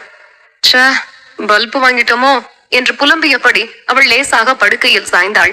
உணவு வந்ததும் அவள் முன்பு வந்து அமர்ந்து சாப்பிட ஆரம்பித்தான் விக்ரம். குழந்தைக்கு பசி என்றால் எப்படி இருக்குமோ அதே போல முகத்தை வைத்திருந்தாள் வேதா. சிரிப்பை உதட்டுக்குள்ளேயே மறைத்தவன் எழுந்து வந்து அவளுக்கு ஊட்டினான். ஒரு 2 வாய்தான் வாங்கி இருப்பாள். குமட்டி கொண்டு வரவும் வாஷ் பேஷனிற்கு ஓடினாள். ஏய், பொறுமையா போ என்று எந்த ஒரு பதற்றமும் இல்லாமல் குரல் கொடுத்தான் விக்ரம். ஒரு நாளைக்கு பல தடவை வாமிட் பண்ற, கொஞ்சமாவது இந்த மனுஷனுக்கு பதட்டம் இருக்கா என்று மனதில் கருவிக்கொண்ட வேதா மொத்தமாக வாமிட் செய்துவிட்டு பொத்தென்று அவன் பக்கத்தில் அமர்ந்தாள். எபிசோட் 464. வேதா மொத்தமாக வாமிட் செய்துவிட்டு பொத்தென்று அவன் பக்கத்தில் அமர்ந்தாள். அதற்குள் ஒரு டம்ளரை அவளிடம் நீட்டினான் விக்ரம். அவனை முறைத்தபடி வாங்கி குடிக்க ஆரம்பித்தாள் வேதா. நான் போனதுல இருந்து நீ சாப்பிடலையா என்று கோபமாக சிஐடி ஆபீசர் போல விசாரிக்க ஆரம்பித்தான் விக்ரம். அவள் இல்லை ஆமாம் என்று 4 பக்கமும் தலையாட்டினாள். டெய்லி ஈவினிங் உன்னை ஜூஸ் குடிக்க சொன்னல, அதெல்லாம் எதுக்கு ஸ்கிப் பண்ற? என்னம்மா நீ இப்படி இருக்க என்று சலித்து கொண்டான். அவன் முகத்தையும் வார்த்தையையும் ஒன்று விடாமல் ஆராய்ந்த வேதாவிற்கு கோபமும் சந்தேகமும் இல்லை, வெறும் அக்கறையும் கரிசனமும் மட்டும்தான் இருக்கிறது என்று நன்றாக புரிந்து கொள்ள முடிந்தது. இருந்தும் அவனிடம் எப்படி தப்பிப்பது என்று யோசித்தவளின் மூளை திடீரென்று மிக தீவிரமாக செயல்பட ஆரம்பித்தது. நாள் முழுக்க இல்ல, நான் கோமாவில இருந்து வந்ததுல இருந்து வாமிட், தலை சுத்தல், மயக்கம் இது எல்லாமே இருக்கு. சஞ்சனாவுக்கும் இதுதானே சிம்டம்ஸ். அவ பிரெக்னன்ட்னா மயக்கம் இது எல்லாமே இருக்கு. சஞ்சனாவுக்கும் இதுதானே சிம்டம்ஸ். அவ பிரெக்னன்ட்னா அப்ப நானும் மாசமா இருக்கேனா என்று கேட்டாள் அதிர்ச்சியாக. அவள் விரலில் நெட்டி முறித்தபடி உணர்ச்சியை துடைத்தெறிந்த முகத்துடன் அமர்ந்திருந்தான் விக்ரம். சொல்லுங்க மாமா, இப்படி எல்லாம் ஆனா குழந்தை இருக்குன்னு தானே அர்த்தம். ஒருவேளை குழந்தை இல்லாம அப்படியாக என்ன காரணம்? என் வயித்த பாருங்க, எவ்வளவு பெரிய தொப்பை என்று அவள் உதடு பிதுக்கி பாவமாக சொல்ல அவள் வயிற்றை பார்த்ததும் அவனை அறியாமல் சிரித்து விட்டான் விக்ரம். என்ன மாமா சிரிக்கிறீங்க என்று அவள் பாவமாக கேட்டாள். தலையை கோதி சிரிப்பை கட்டுப்படுத்தியவன், ஒண்ணுலடி என்றான். இப்ப நான் சொல்றத மட்டும் கேளுங்க மாமா, எதுவும் பேசாதீங்க என்றாள் வேதா. வந்ததுல இருந்து நீதானே பேசிட்டு இருக்க என்று அவன் கேட்க, ஐயோ இப்ப எதுவும் பேசாதீங்க, நான் சொல்றத காதுல வாங்குங்க மாமா என்றாள். சரி சொல்லு என்றான் அவன். எனக்கு இருக்கிற சிம்டம்ஸ் சஞ்சனாவுக்கு இருக்கு. என் வயித்துல குழந்தை இல்ல, அப்ப அவளுக்கும் இல்லன்னு தானே அர்த்தம் என்று அவள் சீரியஸாக சொல்ல அவள் வயிற்றை பார்த்த விக்ரம் தீவிரமாக யோசிக்க ஆரம்பித்தான். நீ சொல்றதும் சரிதான் என்றவன், இந்த டேப்லெட்டை போட்டுட்டு படு என்றான். வேண்டாம் மாமா பிளீஸ் என்று நழுவ போனவளை இழுத்து வலுக்கட்டாயமாக மாத்திரையை முழுங்க வைத்தவன் அவளை தட்டி கொடுத்து தூங்க வைத்தான். அவள் தூங்கியதும் படுக்கையில் சரித்தவன் யோசனையோடே உலா வந்தான். சஞ்சனா மீது அவனுக்கு முழு நம்பிக்கை இருந்தது. அதுவும் தர்ஷனுக்கும் அவளுக்கும் 7ஆம் பொருத்தம் என்று அவனுக்கு நன்றாகவே தெரியும். அப்படி இருக்க இது வேற ஏதோ என்று சந்தேகம் இருந்தது. இப்போது இவள் கொடுத்த இந்த சிம்டம்ஸ் எதனால் ஏற்படுகிறது என்ற ஐடியாவை வைத்து மூவ் செய்ய ஆரம்பித்தான். இருளை பின்னுக்கு தள்ளிவிட்டு பிரகாசமாக சூரியன் ஜெயித்து ஒளியை உலகிற்கு பரப்பியது. இங்கு வேதா எழும்போது விக்ரம் இல்லை. அதே நேரம் விக்ரம் அஞ்சலி வீட்டிற்கு வந்திருந்தான். வா விக்ரம் என்று முதலில் அழைத்தாள் அஞ்சலி ஒரு சிறு புன்னகையுடன். சஞ்சனா எங்க என்று அதோடு நிறுத்தினான். சஞ்சனா அப்போதுதான் மேலே இருந்து வந்து கொண்டிருந்தாள். விக்ரமை பார்த்ததும் வேகமாக ஓடி வந்து அணைத்துக் கொண்டாள். அவள் முகம் சிவந்து போய் கண்கள் கோவைப்பழம் போல இருந்தது. ரிஷி அடிக்கும் போது கூட அவள் இந்த அளவு உடைந்தது போல தெரியவில்லை. இங்கு அத்தை மாமா யாருமே அவளை காயப்படுத்தி இருக்க மாட்டார்கள் என்று அவனுக்கு தெரியும். ஆனால் தர்ஷன் என்று நினைத்தவன் தர்ஷன் என்று சத்தமாக கத்தினான் விக்ரம். மாமா என்று அலறி அடித்துக் கொண்டு வெளியே வந்தான் அவன். அவனை முறைத்து பார்த்த விக்ரம் கிளம்பி வா என்றவன் அவனை முறைத்துவிட்டு சஞ்சனா கைப்பிடித்து அழைத்துக் கொண்டு வெளியே நடந்தான். அவள் குனிந்த தலை நிமிரவே இல்லை. அடித்திருக்க வாய்ப்பில்லை. ஆனால் ஏதோ மனம் கஷ்டப்படும்படியாக வார்த்தையை விட்டிருக்கிறான் என்று நன்றாக உணர்ந்து கொண்டான் விக்ரம். அவள் முகத்தை பார்க்க பார்க்க அவன் கை முஷ்டி இறுகியது. இருந்தும் ஸ்டேரிங்கை இறுக்கி பிடித்தவன் அவள் மேல் படிந்திருக்கும் பழியை நீக்கிவிட்டு அதன் பிறகு தர்ஷனை வைத்துக் கொள்ளலாம் என்று நினைத்துக் கொண்டான். தர்ஷன் வேகமாக ஓடி வந்து காரின் முன் சீட்டில் அமர்ந்தான். உடனே காரை ஸ்டார்ட் செய்தான் விக்ரம். ஹாஸ்பிட்டலை நோக்கி விரைந்து சென்றது கார். தர்ஷன் சீட் பெல்ட் போடாததால் டேஷ்போர்டில் பலமுறை தலையை இடித்துக் கொண்டான். விக்ரம் அவன் பக்கம் கூட திரும்பவில்லை. சஞ்சனாதான் பதறி துடித்தாள். கொஞ்சம் விட்டு இருந்தால் அவளே வந்து போட்டிருப்பாள். அந்த அளவு அவசரப்பட்டாள். அதில் கூட அவளது காதல் தெரிந்தது. ஆனால் தெரிய வேண்டியவனுக்கு தெரியவில்லை. மருத்துவமனையில் காரை நிறுத்தியதும் தர்ஷனை கண்டு கொள்ளாமல் சஞ்சனாவை இழுத்து கொண்டு மருத்துவமனைக்குள் நுழைந்தான் விக்ரம். தர்ஷன் பொறுமையாக நடந்து வந்தான். முதலில் சஞ்சனாவின் ரத்த மாதிரியை எடுத்து பரிசோதிக்க கொடுத்து விட்டு அனைத்து டெஸ்டும் அவளிற்கு எடுத்தார்கள். 2 மணி நேரம் காத்திருக்க சொல்லிவிட்டு அவளை வெளியே அனுப்பிவிட்டார்கள் செவிலியர்கள். சஞ்சனா முகத்தில் பயமில்லை. ஆனால் ஒருவித படபடப்பு இருந்தது. அவளின் பார்வை எதிரில் இருந்த தர்ஷனை நோக்கியது. நரகம் என்றால் என்ன என்பதை ஒரு இரவிலேயே காட்டிவிட்டான் தர்ஷன். கண்களில் நீர் தேங்கி இருந்தது அவளுக்கு. மீண்டும் அவன் முகத்தை பார்க்காமல் பார்வையை தாழ்த்தி கொண்டாள். விக்ரமும் போன் பேசியபடி ஓரமாக நின்று இவர்களின் நடவடிக்கையை பார்த்தபடிதான் இருந்தான். மிஸ் சஞ்சனா என்று செவிலியர் அழைக்க சஞ்சனா எழுந்தாள். தர்ஷனும் எழுந்தான். நீங்க போங்க, நான் வரேன் என்பது போல சைகை செய்தான் விக்ரம். சாராதான் அமர்ந்திருந்தாள். வாங்க உட்காருங்க என்றவள் தர்ஷனை பார்த்து நீங்க இவங்களுக்கு யாரு என்று கேட்டாள் சாரா. அவன் என்ன சொல்வானோ என்று சஞ்சனா மனதில் துடித்தாலும் தலை குனிந்தபடி அமர்ந்திருந்தாள். அவனுக்கு மனதில் நினைத்தால் தானே வார்த்தையில் வருவதற்கு. காதலோ பாசமோ கரிசனமோ அக்கறையோ ஒரு மனிதாபிமானத்தின் அடிப்படையில் பாவப்பட்டு கூட அவள் கழுத்தில் தாலி கட்டவில்லை. அவன் அக்கா வாழ்க்கை கெட்டுவிடக் கூடாது. அதனால் சுயநலத்தோடு கட்டிய தாலி அது. அவன் அப்படி நினைத்து கொண்டுதான் கட்டுகிறான் என்று வேதா உணர்ந்ததால் தான் அதை தடுக்க பாய்ந்தாள். ஆனால் எல்லாம் நடந்து முடிந்து விட்டது. இவ என்னோட வைஃப் என்று சொல்ல ஏதோ ஒன்று அவனை தடுத்தது. ஒரு ஆழ்ந்த மூச்சு எடுத்தவன் இவங்க என்னோட மாமா பொண்ணு என்று கூறினான் தர்ஷன். ஏற்கனவே காயப்பட்ட இதயத்தை குச்சி வைத்து கிளறியது போல் ஆகிவிட்டது சஞ்சனாவிற்கு. அப்போ உங்க முன்னாடி இதை சொல்ல முடியாது, நீங்க போலாம் என்று கூறினாள் சாரா. இதை காதில் வாங்கியபடி உள்ளே வந்த விக்ரம் அவர் இருக்கட்டும் டாக்டர், நீங்க சொல்லுங்க என்றான் விக்ரம். தேர்ட் பர்சன் முன்னாடி எப்படி உங்க தங்கச்சி விஷயத்த சொல்ல முடியும் என்று கேட்டாள் சாரா. அவர் ஒன்னும் 3வது மனுஷன் அல்ல, நீங்க சொல்லுங்க என்று அவன் அமர்ந்தான். அதற்கு மேல் சாரா மறுத்து பேசவில்லை. சஞ்சனா இஸ் பிரெக்னன்ட் என்று கூறி ஃபைலை மூடி அவர்கள் முன்பு நகர்த்தினாள் சாரா. சஞ்சனா அதிர்ச்சியில் எழுந்தே விட்டாள். அவள் கையை பிடித்து தன் அருகே அமர்த்தி கொண்ட விக்ரம் நோ சான்ஸ் சாரா, என் சிஸ்டர் கன்சீவா இருக்க வாய்ப்பே இல்ல என்று உறுதியாக கூறினான் விக்ரம். டாக்டரே சொல்லும் போது அது எப்படி பொய்யாகும் என்று தர்ஷன் பேச ஹாம் பொய்யாகும் மிஸ்டர். சில விஷயம் நம்ம அறிவுக்கு எட்டாம இருக்கும். பட் யோசிச்சா அது ஒரு சின்ன டெக்னிக்ஸா தான் இருக்கும். சஞ்சனா இஸ் நாட் பிரெக்னன்ட் என்று சாரா உறுதியாக கூறி புன்னகைக்க அவளுக்கு அப்போதுதான் உயிரே வந்தது. கர்ப்பமா இருக்கிற பொண்ணுங்களுக்கு சாதாரணமாவே HCG ஹார்மோன்ஸ் சுரக்கும். அதனாலதான் இந்த தலை சுத்தல், வாந்தி, மயக்கம் இதெல்லாம் வருது. It's normal. சஞ்சனாவுக்கு இதெல்லாம் வரவும் இந்த ஹார்மோன்ஸ் தான் காரணம். ஆனா அந்த ஹார்மோன்ஸ் அதிகப்படுத்துற மாதிரி அவங்களுக்கு யாரோ இன்ஜெக்ஷன் பண்ணி இருக்காங்க. ஏதோ ஒரு வகையில அந்த மெடிசன் இவங்க உடம்புல போயிருக்கு. அதுதான் இந்த எல்லா குழப்பத்துக்கும் காரணம். சஞ்சனாவுக்கு வேற எந்த பிரச்சனையும் இல்ல, அவங்க பிரெக்னென்டாவும் இல்ல. ஷீ இஸ் வர்ஜின் என்று ரிப்போர்ட்டை கொடுத்து விட்டு சிரித்தபடி எழுந்து விட்டாள் சாரா. தர்ஷன் முன்பு அந்த ரிப்போர்ட் பூதாகரமாக இருந்தது. குற்ற உணர்வோடு அவளை திரும்பி பார்த்தான் தர்ஷன். அவன் பார்வையை தவிர்த்த சஞ்சனா விக்ரம் தோளில் சாய்ந்து கொண்டு வேதனையில் கண்ணீர் வடித்தாள். சஞ்சனா, ஒன்னும் இல்ல சஞ்சு, இது சப்ப மேட்ரு, சால்ட் வாட்டர். இப்ப பாத்தியா, உன் மேல தப்பு இல்லைன்னு கிளியர் ஆயிடுச்சு. இது உனக்கு ஒரு சோதனைன்னு நினைச்சுக்கோ, ஃப்ரீயா விடு என்று கூறி அவளை தேற்றி சகஜ நிலைக்கு கொண்டு வர முயன்றான் விக்ரம்.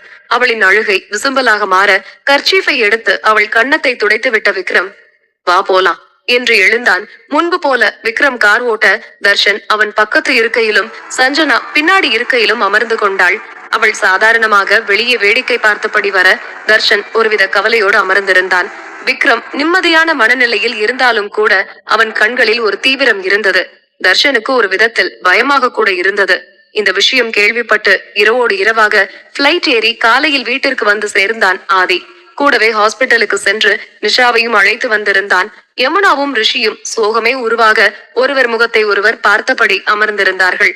ஆதி உள்ளே வந்ததும் வேகமாக எழுந்து நின்ற ரிஷி, வாங்கண்ணா என்று அழைத்தான் கவலை தோய்ந்த குரலில். ஆதியும் நிஷாவும் எதுவும் பேசாமல் வந்து அமர்ந்தார்கள். யமுனா அழுது கொண்டே நடந்ததை கூறினாள். ஓ, அப்போ நேத்திக்கு வீட்லயே கல்யாணம் முடிஞ்சிருச்சு. வெரி குட் வெரி குட் என்றவன் பர்ஸை திறந்து பணத்தை எடுத்தவன் அவன் கழுத்தில் போட்டிருந்த செயினை கழட்டி இரண்டையும் ரிஷியின் கையில் கொடுத்து, இது என்னோட மொய்ப்பணம், பத்திரமா வச்சுக்கோ. அப்புறம் எல்லா பொண்ணுக்கும் என்ன செஞ்சனோ அதே மாதிரி சீர்வரிசை ப்ராப்பர்ட்டிஸ் எல்லாம் சஞ்சனாவுக்கும் கொடுத்துடலாம். அடுத்த வருஷம் 3 பேர பசங்க வரப்போறாங்க. ஹாப்பி தான்ல என்று ஆதி நக்கலாக கேட்க அவன் நக்கல் தோணியில் ரிஷிக்கு ஏதோ உறுத்தலாக இருந்தாலும் கூட அதை பின்னுக்கு தள்ளிவிட்டு, என்னன்னா நீயே இப்படி பேசுற? முதல்ல இது எப்படி? நானே வருத்தத்துல இருக்கேன். சஞ்சனா இப்படி பண்ணுவான்னு நினைச்சு கூட பாக்கல. முகத்துல கறி அள்ளி பூசிட்டு போயிட்டா என்றான் வேதனையாக. ஓ, அப்போ முகத்தை கழுவிட்டியா? பளிச்சுனதா இருக்கு என்று அவன் மீண்டும் நக்கலாக கேட்க இந்த முறை ரிஷியின் முகம் தீவிரமானது. அண்ணா, நான் சொல்றத நீங்க நம்பலையா என்று கேட்டான் நேரடியாகவே. சஞ்சனா சொன்னத நீ நம்பலையா என்று கோபமாக கேட்டாள் நிஷா. அவன் என்ன சொல்றது, எங்களுக்கே கன்ஃபார்ம் ஆயிடுச்சு என்று கவலையாக கூறினாள் யமுனா. எதை வச்சு கன்ஃபார்ம் பண்ண என்று நிஷா அவளை கோபமாக பார்க்க, 1 வாரமா அவளோட நடவடிக்கைய நீங்களும் தானே பாத்தீங்க, அப்புறம் எப்படி அண்ணி இப்படி பேசுறீங்க என்று அவள் இயலாமையோடு கேட்க, எதுவும் தீர விசாரிக்காம நீங்க இப்படி பண்ணது தப்பு என்றாள் நிஷா. இல்ல அண்ணி என்று ரிஷி ஆரம்பிக்கும் போது, விடு நிஷா, அவனுக்கு சந்தர்ப்பமும் சூழ்நிலையும் தான் முக்கியம், மத்தபடி அவன் எதையும் யோசிக்க மாட்டான் போல என்றான் கடுப்பாக. ஆதியிடம் எப்படி அவனின் நியாயத்தை புரிய வைப்பது என்று தெரியாமல் அமர்ந்திருந்தான் ரிஷி. விக்ரம் ஹாஸ்பிட்டலுக்கு சென்ற விஷயம் எல்லாம் ஆதிக்கு தெரியாது. ஆனால் தான் வளர்த்த மகள் அப்படி இருக்க மாட்டாள் என்கிற நம்பிக்கையில் பேசிக் கொண்டிருந்தான். அவன் முகம் இன்னும் கடுமையாக இருப்பதை யமுனாவும் ரிஷியும் பார்த்து திரு திருவென முழித்தனர். இங்கு நேராக கடற்கரையில் காரை நிறுத்தினான் விக்ரம். சஞ்சனா, நான் எதுவும் சொல்றதுக்கு இல்ல, இது உன்னோட வாழ்க்கை, நீதான் முடிவு பண்ணணும். நீ எந்த முடிவெடுத்தாலும் நான் உனக்கு துணையா இருப்பேன். நல்லா யோசிச்சு முடிவெடு. நீ அவன் கூட போற மாதிரினா எனக்கு மெசேஜ் பண்ணிடு, இல்லனா கால் பண்ண, உன்னை பிக்கப் பண்ணிக்கிறேன் என்றவன் தர்ஷனை பார்க்க அவன் கீழே இறங்கிக் கொண்டான். இதற்கும் தர்ஷனின் முன்புதான் விக்ரம் அனைத்தையும் கூறினான். சஞ்சனா இறங்கிக் கொள்ள விக்ரமின் கார் அங்கிருந்து சென்றது. அங்கேயே காலணியை கழட்டிய சஞ்சனா கடல் மண்ணில் கால் புதைய வேகமாக நடந்து சென்றாள். தன்னிச்சையாக அவளோடு நடந்தான் தர்ஷன். கால் வலிக்கும் வரை எல்லை இல்லாமல் நடந்தவள் அப்படியே நின்றாள். மேகங்கள் வேகமாக சூழ்ந்து கருமேகங்கள் கூடி மழை வர தயாராக இருந்த தருணம் அது. ஏற்கனவே குளிர்காற்றை கொடுத்து கொண்டிருந்த அந்த பகுதி இன்னும் ரம்மியமான சூழ்நிலையை ஏற்படுத்தி இருந்தது. அந்த இருவருமே அதை ரசிக்கும் நிலையில் இல்லை. சஞ்சனா கையை கட்டிக்கொண்டு நிற்க குற்ற உணர்ச்சியோடு அவள் பக்கத்தில் கடலை விரித்தபடி நின்றிருந்தான் Darshan. I love you Darshan என்று கூறி அவன் புறம் சட்டென்று திரும்பினாள் சஞ்சனா. அவன் அதிர்ச்சியாக அவளை பார்த்தான். எப்போதாவது வந்து சொல்வாள் என்று தெரியும். ஆனால் அத்தனை வெறுமை சந்தித்த பிறகு மீண்டும் சொல்வாள் என்று அவன் நினைத்து கூட பார்க்கவில்லை. நிலைத்த பார்வையை அவளிடம் விட்டிருந்தான். ஆனால் சஞ்சனா அவனிடம் இருந்து பார்வையை சட்டென்று விலக்கிக் கொண்டு கடலை விரித்தாள். எப்போதும் அவள் முகத்தில் இருக்கும் குறும்பு சிரிப்பும் வெட்க புன்னகையும் இன்று இடம் தெரியா வண்ணம் காணாமல் போயிருந்தது. அவள் முகத்தில் அதை தேடி தேடி தோற்று போனான் தர்ஷன். எபிசோட் 465. எப்போதும் அவள் முகத்தில் இருக்கும் குறும்பு சிரிப்பும் வெட்க புன்னகையும் இன்று இடம் தெரியா வண்ணம் காணாமல் போயிருந்தது. அவள் முகத்தில் அதை தேடி தேடி தோற்று போனான் தர்ஷன். காதல் நம்ம வெறுத்தாலும் மறைச்சாலும் அது மனசுல இருந்துட்டு தான் இருக்கும். அதனால சொன்னேன். மத்தபடி இப்ப என் மனசுல இருக்கிற காதலுக்கு உயிர்ப்பு இல்ல, எந்தவித உணர்ச்சிகளும் இல்ல. எங்க அம்மா அப்பாவே சூழ்நிலை சந்தர்ப்பத்தை வச்சு சந்தேகப்படும் போது நீங்க என்ன நம்புவீங்கன்னு நான் நினைச்சது தப்புதான். அதுக்கு நல்ல பாடம் சொல்லி கொடுத்துட்டீங்க. அண்ணியோட வாழ்க்கை கெட்டுடக்கூடாதுன்னு தாலி கட்டுனீங்க, எனக்கு தெரியும். ஆனா என் மேல இவ்ளோ வெறுப்பு வச்சிருப்பீங்கன்னு எனக்கு தெரியாது. 1% கூடவா அன்பு இருக்காது? அதை தேடி பார்த்து தோத்து போயிட்டேன் சின்ன வயசுல இருந்து என்று நிறுத்தியவள், சொன்னா நம்ப மாட்டீங்கன்னு தெரியும். சின்ன வயசுல இருந்து ஒரு குறுகுறுப்பு, போன்ல உங்க குரலை கேட்டாலே ஒரு சிலிர்ப்பு, எப்பயாவது திடீர்னு உங்களை பார்த்தா வானத்துல பறக்கிற மாதிரி இருக்கும். எல்லாம் படிச்சு உழைச்சு பெரிய பெரிய பதவியில இருக்காங்க. என்னோட ஆளு மட்டும் அப்படி இருக்க கூடாதுன்னு நினைச்சேன். மத்தவங்க மட்டம் தட்டுற மாதிரி இருக்க கூடாதுன்னு நினைச்சேன். கொஞ்சி கெஞ்சி காதல் வசனம் பேசி உங்ககிட்ட நல்ல பேர் வாங்கறத விட கெட்ட பேர் எடுத்தாவது உங்க ஈகோவை சீண்டி மேல உயர்த்தலான்னு பார்த்தேன். மத்தபடி உங்களை கலாய்க்கிறதா நினைச்சு எதுவும் நான் பண்ணல. நான் ஏதாவது சொன்னா உங்க முகம் சடுதியில கோபமா மாறும். நம்மளை விட சின்ன பொண்ணு இப்படி பேசுறாளேன்னு கோபம் வரும். அப்ப எனக்கு மனசு வலிக்கும். அதை விட உங்க வளர்ச்சி அதிகமாகும்னு நினைச்சேன். அதெல்லாம் எவ்வளவு பெரிய தப்புன்னு இப்பதான் புரியுது. என் வேலையை பார்த்துட்டு நான் இருந்திருக்கணும். உங்க மேல அதிக அன்பு வச்சிருக்க கூடாது, உரிமையும் எடுத்திருக்க கூடாது. அதுக்கு எல்லாத்துக்கும் என்ன மன்னிச்சிடுங்க. கல்யாணம் ஆயிடுச்சு, பெத்தவங்களுக்காக வாழலாம், இல்ல கொஞ்ச நாள் முயற்சி பண்ணலாம். இந்த வேலையே வேண்டாம். சுயநலத்துக்காக ஏறின இந்த தாலிக்கு மதிப்பே இல்ல. அதனால நான் எந்த உரிமையும் கேட்டு வரமாட்டேன். உங்க இஷ்டப்படி நீங்க யார வேணாலும் கல்யாணம் பண்ணிட்டு வாழ ஆரம்பிங்க. நானும் சரி, எங்க குடும்பமும் சரி, அதுக்கு தடையா வரமாட்டோம் என்று வெறித்த விழிகளோடு கடலை பார்த்து அழுத்தமான வார்த்தைகளை கோர்த்து கூறியவள் அவனை திரும்பி பார்த்து, உங்களுக்கு ஏதாவது சொல்ல வேண்டியது இருக்கா என்று கேட்டாள் வேதனை நிரம்பி ஓடும் குரலில். அவளும் தனக்கில்லை, அவள் காதலும் தனக்கில்லை என்று உணர்ந்த பிறகுதான் அவள் கண்களையே பார்க்கிறான் தர்ஷன். அவன் எதுவும் கூறாமல் இருப்பதை பார்த்து கசந்த புன்னகையை உதிர்த்த சஞ்சனா அவனை திரும்பி கூட பார்க்காமல் அப்படியே நடந்தாள். அவள் கண்களில் உண்மையான காதல் இருப்பதை அவனால் உணர முடிந்தது. ஆனால் அவளை தடுத்து நிறுத்தவில்லை தர்ஷன். ஏனென்றால் அவன் உண்மையாக காதலிக்கவில்லையே. எப்போது அந்த உணர்வு வருகிறதோ அப்போது அவளிடம் பேசலாம் என்று நினைத்து கொண்டான். ஆனால் அவள் முதுகுப்புறத்தையே இமைக்காமல் வெறித்தது அவன் கண்கள். அவள் அழுது கொண்டே செல்கிறாள் என்று அவனால் உணர முடிந்தது. ஏனோ முதல் முறையாக அவளின் அழுகை அவனை அசைத்தது. அவள் செல்லும் போதே விக்ரமிற்கு அழைத்தாள். அவள் சாலை ஏறும்போது சரியாக அவன் கார் வந்து நின்றது. அதில் ஏறி அமர்ந்து கண்களை மூடினாள் சஞ்சனா. விக்ரம் எதுவும் கேட்கவில்லை. காரை வீட்டிற்கு செலுத்தினான். இப்போதுதான் வீட்டில் அனைவருக்கும் தகவல் தெரிந்தது. ரிஷிக்கும் யமுனாவுக்கும் இரத்த பசையின்றி முகம் வெளிரி போனது. அப்போது நான் கண்மூடித்தனமாக நம்பி இருக்க வேண்டுமா? ஆத்திரத்தில் புத்தியை மட்டும் நம்பிவிட்டேன். பாசம் தோற்கடிக்கப்பட்டு விட்டது என்று ரிஷியின் மனம் வேதனையில் ஆழ்ந்தது. ஒரு அப்பாவாக தோற்றுவிட்டேனா என்று ரிஷி வேதனையில் உழன்றான். அவனிடம் கொடுக்கப்பட்டது டாக்டர் ரிப்போர்ட். சாரா அவனின் ஜூனியர் தான். அவனிடத்தில் யாராக இருந்தாலும் கர்ப்பம் என்றுதான் கூறியிருப்பார்கள். ஆனால் அறிவியல் தொழில்நுட்பத்தை வைத்து கண்டறிந்த போதுதான் அறிவு தோற்றுவிடும்படி ஆகிவிட்டது. சஞ்சனா வந்ததும் முதலில் நிஷாவை கட்டிக்கொண்டு கதறினாள். அவளை தேற்றக்கூட தகுதி இல்லாதவளாக தன்னை உணர்ந்தாள் யமுனா. இப்ப எதுக்கு அழுற? எல்லாம் சரியா போயிடுச்சுல, விடு என்று அதட்டலாக ஆரம்பித்து கனிவாக முடித்தான் ஆதி. அப்பா என்று அவனையும் கட்டி கொண்டாள் சஞ்சனா. அவள் தலையை ஆதரவாக வருடினான் ஆதி. சிறிது நேரத்தில் அவன் மடியிலேயே உறங்கிவிட்டாள் சஞ்சனா. இரவெல்லாம் உறங்காமல் அழுது கொண்டிருந்ததால் சோர்ந்து போய்விட்டாள் சஞ்சனா. அவளை பார்க்க குடும்பத்தில் உள்ள அனைவருக்கும் வருத்தமாக இருந்தது. அவளை இனி கஷ்டப்படுத்தும்படி நடந்து கொள்ளக் கூடாது என்று முடிவெடுத்தனர் யமுனா, ரிஷி இருவரும். இங்கு வீட்டிற்கு வந்த தர்ஷனுக்கு நிலை கொள்ளவில்லை. அவன் உள்ளே வந்ததும், சஞ்சனா எங்க என்று கேட்டாள் அஞ்சலி. ஏற்கனவே குற்ற உணர்ச்சியில் திணறிக் கொண்டிருந்த தர்ஷன் அவன் அம்மாவை கட்டிக்கொண்டு கதறிவிட்டான். அஞ்சலி அவனை தேற்ற முயன்று தோற்று போனாள். இருவரையும் பார்த்தபடி முகத்தில் எந்த சலனமும் இல்லாமல் அமர்ந்திருந்தான் செல்வா. ஒருவாறு தன்னை தேற்றியவன், அவ வரமாட்டாமா என்று மட்டும் கூறிவிட்டு மேலே ஓடினான். தர்ஷன் அஞ்சலியிடம் அழுது தீர்த்துவிட்டு அவனது அறைக்கு சென்றான். அஞ்சலி ஒன்றும் புரியாமல் செல்வாவிடம் சென்றாள் தடுமாற்றத்தோடு. இது போல தர்ஷன் அழுது அவள் பார்த்ததே இல்லையே. தோளுக்கு மேல் வளர்ந்த பிள்ளை இப்படி கண்ணீர் விட்டு கதறினால் ஒரு தாயின் மனநிலை எப்படி இருக்கும்? குழப்பத்தோடும் வேதனையோடும் செல்வா அருகில் அமர்ந்தாள் அஞ்சலி. இவனோட வாழ்க்கை என்னங்க இப்படி இருக்கு? வேதா இப்பதான் கால் பண்ணி சொன்னா சஞ்சனா கர்ப்பமா இல்லையா, அவளை காப்பாத்ததான் இவன் தாலி கட்டியிருக்கான் போல. நடந்தது நடந்து போச்சு, இப்ப இவன் எதுக்கு அழுறான் என்று கேட்டாள் குழப்பமாக. அந்த பொண்ணு கண்ணுல உண்மையான காதல் இருந்துச்சுடி, ஆனா உன் பையன் ஒரு வேஸ்ட். புரிஞ்சுக்காம என்ன செஞ்சாலும் தெரியல, இப்ப வருத்தப்பட்டு இருக்கான்.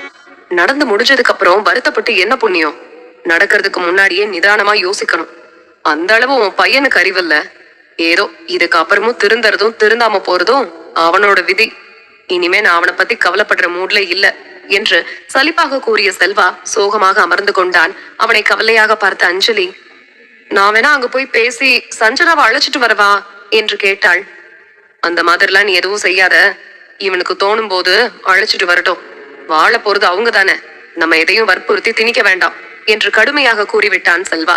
அதை மீறும் துணிவு அஞ்சலிக்கு இல்லை. ஆனால் தன் மகன் வாழ்க்கை நல்லபடியாக ஆரம்பிக்க வேண்டும் என்று கடவுளிடம் மனதார வேண்டிக் கொண்டாள். மேலே வந்த தர்ஷன் அவனது அறை கதவை திறக்கும் போது அவளின் சிந்தனைதான் மனதில் வந்து அலைக்கழித்தது. நேற்று தர்ஷன் சஞ்சனா இருவரும் உள்ளே வந்ததும் அஞ்சலி தர்ஷனை அறைந்து விட்டாள். அதை தாங்க முடியாமல் அஞ்சலி காலில் விழுந்து சஞ்சனா மன்னிப்பு கேட்டாள். ஆனால் அஞ்சலி சஞ்சனாவை எதுவும் சொல்லாமல் உள்ளே அழைத்து சென்று விட்டாள். மீண்டும் உள்ளே வருவதற்கு பிடிக்காத தர்ஷன் வெளியே சென்று விட்டான். அவன் நண்பர்களோடு சாதாரணமாக பேச ஆரம்பித்தவன் சஞ்சனாவை பற்றி எதுவும் கூறாமல் அவளுக்கு நெருக்கமான நண்பர்களை பற்றி விசாரித்தான். அதில் விஷ்ணு என்பவனோடு அவள் அதிக நேரம் செலவிடுவாள் என்று கேள்விப்பட்டதும் அவனுக்கு பொசசிவ்னஸோடு சேர்த்து கோபமும் வந்து தாவிக்கொண்டது. இது பத்தாதென்று இப்பெல்லாம் எந்த பொண்ணும் சரியில்லடா, பாய் பெஸ்டின்னு ஆரம்பிச்சு லவ்வருக்கும் நண்பனுக்கும் வித்தியாசம் தெரியாம நடந்துக்கிறாளுக என்று தர்ஷனின் நண்பன் அவன் பாட்டுக்கு உளறி கொண்டிருக்க அதை தன் வாழ்வில் பொருத்தி பார்த்தான் தர்ஷன். அவனே விஷ்ணு என்பவனோடு சஞ்சனாவை பார்த்திருக்கிறான். அவர்கள் நல்ல நண்பர்கள் என்று அவனுக்கும் தெரியும். ஆனால் சந்தேக கண்ணோடு பார்த்தால் எல்லாம் தவறாகத்தானே தெரியும். அந்த தவறான எண்ணம் கூட சஞ்சனாவின் மீது வெறுப்பாகவும் கோபமாகவும் மாறியது. இத்தனை நாள் அவள் மீது வைத்திருந்த கோபத்தை எல்லாம் கக்கும் நாகமாக மாறியவன் அவளிடம் உண்மையை வாங்கிவிட வேண்டும் என்கிற நோக்கில் வீட்டிற்கு பயணப்பட்டான். சஞ்சனா அஞ்சலியிடம் அனைத்து உண்மையையும் கூறியிருந்தாள். அம்மாவும் அப்பாவும் என்ன நம்பலத்த, ஆனா நான் எந்த தப்பும் பண்ணலத்த. தர்ஷன் பாவம் எனக்காக ஒரு முடிவெடுத்து உங்ககிட்ட வெறுப்ப சம்பாதிச்சிட்டான். அவரை நான் உண்மையா லவ் பண்றத, இப்ப அவரு செய்யாத பழிய எனக்காக ஏத்துக்கிட்டாரு. என்னோட காதல் இன்னும் பல மடங்கு அதிகமாயிருக்கு. ஐ லவ் தர்ஷன் என்று அவள் அந்த வேதனையிலும் கூறினாள். தன்னவன் தன்னை நம்பி தாலி கட்டி இருக்கிறானே, சொந்த தாய் தந்தையே நம்பாத போது அவன் தன்னை நம்புகிறானே, இதைவிட வேறு என்ன வேண்டும் என்று அவள் மனதில் மகிழ்ச்சியில் கூத்தாடினாள். வேதனையில் அவள் மனம் நொந்து கண்களில் நீர் வழிந்தாலும் கூட தனக்காக அனைத்துமாக தர்ஷன் இருப்பான் என்ற ஆனந்தத்தில் அஞ்சலியிடம் பேசிக் கொண்டிருந்தாள் சஞ்சனா. எதிர்பார்ப்புகள் அதிகமாக இருக்கும் இடத்தில்தான் ஏமாற்றமும் கிடைக்கிறது என்பது சஞ்சனாவின் வாழ்வில் உண்மையாகிவிட்டது. இருவரும் காதலிக்கிறார்கள் போலும், நன்றாக இருந்தால் சரிதான், இந்த சங்கடம் சீக்கிரம் தீர்ந்துவிடும் என்று நினைத்த அஞ்சலி அவளை தர்ஷன் அறைக்கு சென்று ஓய்வெடுத்துக் கொள்ள கூறினாள். அவன் அறைக்கு வந்ததும் படுத்துவிட்டாள் சஞ்சனா. சிறிது நேரம் கழித்து அவள் எழுந்ததும் கோப முகத்தோடு சோஃபாவில் அமர்ந்திருக்கும் தர்ஷனைத்தான் முதலில் பார்த்தாள். அவள் எப்போதும் பார்க்கும் முகம் இந்த கோபம்தான். அதனால் அவனின் கோபம் அவளுக்கு அந்த அளவு பயத்தை கொடுக்கவில்லை. மெதுவாக எழுந்து அவனிடம் சென்றவள் தன்னுடைய விளக்கத்தை கூறிவிட எண்ணி தர்ஷன் என்று அழைத்து அவன் கையை தொட்டாள். ஷி, என தொடாத என்று முகத்தில் அறைந்தாற் போல கூறி கையை எடுத்துக்கொண்டான் தர்ஷன். சஞ்சனாவிற்கு ஒன்றும் புரியவில்லை. கோபக்காரன் என்று தெரியும், ஆனால் இப்படி வெறுப்பை உமிழ்வான் என்று அறிந்திருக்கவில்லை. இருந்தும் தன்னை தேற்றிக் கொண்டவள், தர்ஷன் நான் சொல்றத கொஞ்சம் கேளுங்க என்றாள். என்ன என்ன கேட்க சொல்ற? உன்னோட கேவலமான கதையை கேட்டு நான் என்ன பண்ண போறேன்? இல்ல நான் தெரியாம தான் கேக்குறேன். நீ என் மாமா பொண்ணுதானா? இவ்வளவு கேவலமானவளா இருக்க என்று நெருப்பை அள்ளி அவள் மீது கொட்டினான். அவள் குடும்பத்தை பற்றி தவறாக பேசவும், தர்ஷன் கொஞ்சம் பார்த்து பேசுங்க என்றாள் காண்டமாக. என்ன என்ன பார்த்து பேச சொல்ற? எவன் குழந்தையவோ வயித்துல வாங்கிட்டு என்னோட ரூமுக்கு வந்து ஏன் பெட்ல படுத்திருக்க? உன்னை பார்த்து வேற எப்படி பேச சொல்ற? நீ திமிரு பிடிச்சவன்னு தெரியும், ஆனா இப்படி தரங்கெட்டு திரிவேன்னு நினைக்கல. அந்த வீட்டுல இருந்துட்டு உன்னால எப்படி இந்த மாதிரி கேவலமான வேலையெல்லாம் செய்ய முடிஞ்சதுன்னு எனக்கு இப்ப வரைக்கும் புரியல. ஒழுங்கு மரியாதையா சொல்லிடு, இது யாரோட குழந்தை? உன் கூட சுத்திட்டு இருந்தானே அந்த விஷ்ணுவோட குழந்தை தானே என்று அவன் சந்தேக பார்வையோடு பார்க்க அப்போதே நொறுங்கி விட்டாள் சஞ்சனா. இனிமேல் அவனிடம் பதில் கூறியோ இல்லை சண்டையிட்டோ என்ன வாங்கிட முடியும்? நம்பிக்கையை வாங்கிட முடியுமா? வெறுமையான விழிகளோடு அவனை வெறித்தவள், நீங்களும் என்ன சந்தேகப்படுறீங்களா என்று கேட்டாள் உடைந்த குரலில். இதுல சந்தேகப்படுறதுக்கு என்ன இருக்கு? அதான் மொத்தமா மாட்டிக்கிட்டியே. ச்சே, எங்க அக்காவை காப்பாத்த நான் வேற உன் கழுத்துல தாலி கட்ட வேண்டியதா போச்சு. உலகத்துல எத்தனை நல்ல பொண்ணுங்க இருக்காங்க. என்னோட முதல் கல்யாணம் இப்படி நாசமாவா போகணும்? அதுவும் உன்ன மாதிரி கெட்டு போனவ கழுத்துலயா நான் தாலி கட்டணும்? ச்சே, என்ன நினைக்க எனக்கே அசிங்கமா இருக்கு. ஒரு வாரம் டைம் தரேன், சொல்லாம கொள்ளாம எங்கேயாவது ஓடி போயிடு. எவனோ ஒருத்தனோட குழந்தைக்கு அடையாளம் கொடுக்கற அளவு நான் கேவலமா போகல. உன்னை பார்க்கவே எனக்கு பிடிக்கல. அன்போ பாசமோ அக்கறையோ எதுவுமே உன் மேல எனக்கு இல்ல. பாவப்பட்டு கூட இந்த தாலிய உனக்கு கெட்டல. சுயநலத்துக்காக கட்டின தாலி, அதுக்கு உனக்கு தூக்கு கயிறே பெட்டர். அதை கழட்டி போட்டுட்டு போயிட எங்கேயாவது என்று வெறுப்பு உமிழ கூறியவன் அங்கிருந்து சென்று விட்டான். அதன் பிறகு மூச்சுவிட கூட அவளுக்கு கஷ்டமாக இருந்தது. கத்தி கதறி அந்த அறையே வெடிக்கும் அளவு அழுதாள் சஞ்சனா. நரகம் என்றால் என்ன, அவளின் வார்த்தைகள் தானோ என்று எண்ணி நொந்து போனாள். மனதில் உள்ள காதலில் ஈட்டி இறங்கியது போல் இருந்தது அவளின் வார்த்தைகள். எத்தனை இனிமையான சங்கீதத்தை கேட்ட அறை இப்போதும் அவள் கதறலை கேட்டு கண்ணீர் வடித்தது. அதன் பொருட்டுதான் கண்கள் சிவந்து போனது. அழுது அழுதே சோர்ந்து போய் உறங்கியவள் தான். அதோடு விக்ரம் வந்து காலையில் அழைத்து சென்றதும் தான் அவளுக்கு உயிரே வந்தது. அவள் தரப்பு நியாயத்தை சொல்லக்கூட தர்ஷன் இடம் தரவில்லை. ஏனென்றால் அவள் மீது வெறுப்பு மட்டும்தான் அவனுக்கு இருக்கிறது. அவளை ஒரு மனுஷியாக கூட கருதவில்லை அவன். வேறு எந்த பெண் அந்த நிலையில் இருந்தாலும் கண்டிப்பாக தாழ்மையாக பேசி இருப்பான். ஆனால் சஞ்சனாவிடம் போலியாக கூட அவனால் நடிக்க முடியவில்லை. இதுதான் அன்று இரவு நடந்தது. காலையில் உண்மை தெரிந்த பிறகு சஞ்சனாவிற்கு மகிழ்ச்சி என்றால் தர்ஷனின் குற்ற உணர்வை வார்த்தையால் விவரிக்க முடியாது. நல்ல முறையில் வளர்ந்தவன் தான். சூழ்நிலையின் காரணமாக அவளை வெறுத்தவன் இப்போது முடிவெடுக்க முடியாமல் திணறினான். அதிகமாக காதலித்த அவளின் மனம் வெறுப்பை சுமந்து கொள்ள ஆரம்பித்திருக்க, நேற்று வரை அவளை வெறுத்த தர்ஷனின் மனதில் காதல் என்னும் விதை துளிர்விட ஆரம்பித்தது. இந்த எபிசோட் உங்களுக்கு பிடிச்சிருந்தா அந்த வீடியோக்கு ஒரு லைக் பட்டன் கொடுங்க. இந்த மாதிரி தொடர்ந்து வீடியோஸ்க்கு நம்ம சேனலை சப்ஸ்கிரைப் பண்ணிக்கோங்க. தேங்க்யூ.